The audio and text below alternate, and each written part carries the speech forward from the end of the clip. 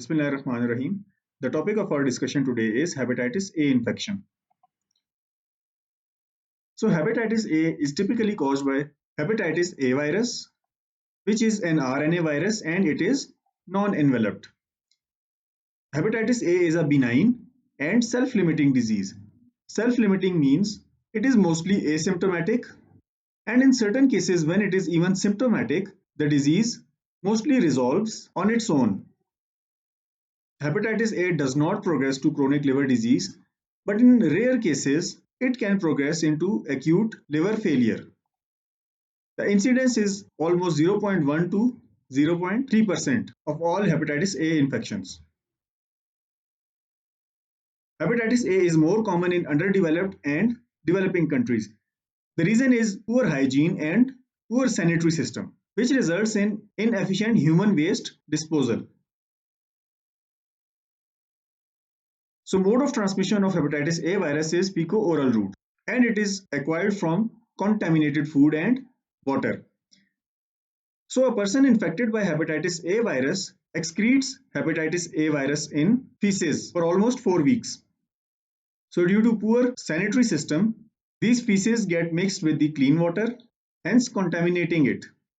This contaminated water, when used for drinking or cooking, results in hepatitis A infection. Moreover, sporadic cases are also reported, mostly due to consumption of raw or steamed shellfish. The shellfish include oysters, clams, and freshwater mussel. The reason behind this is growth and raising of shellfish in contaminated water bodies, which make these fish carrier of hepatitis A virus, hence resulting in hepatitis A.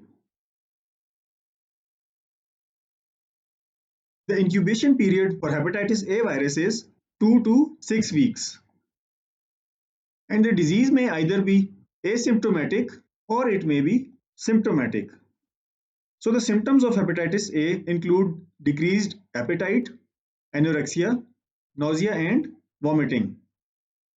So these features result in weakness and often weight loss. Moreover, fever is also present in certain cases and abdominal pain, which is mostly located in right hypochondrium. The clinical examination might also reveal jaundice, which is characterized by a yellow discoloration of sclera, mucous membranes, and skin. Accumulation of excessive bilirubin in these areas.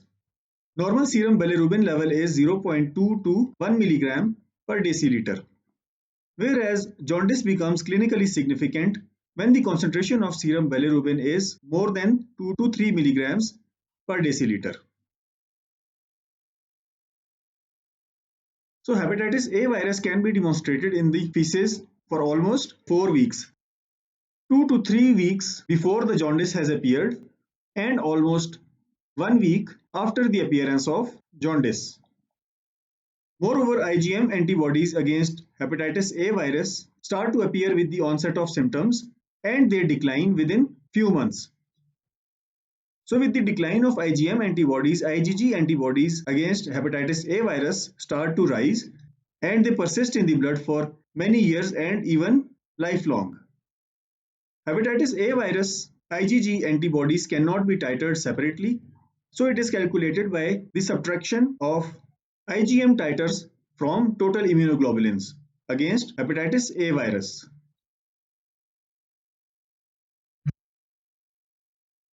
Hepatitis A vaccine is also available, and vaccine and inoculation in children can prevent them from hepatitis A infections. The treatment for hepatitis A is conservative, which includes fluid administration, NSAIDs in case of fever, and the patient requires nutritional support to counter malnutrition.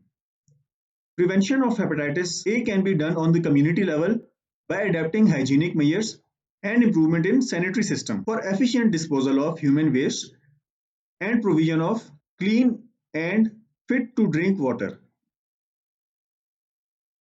So this concludes our discussion about hepatitis A. If you have any questions, do let us know in the comment section. Thank you.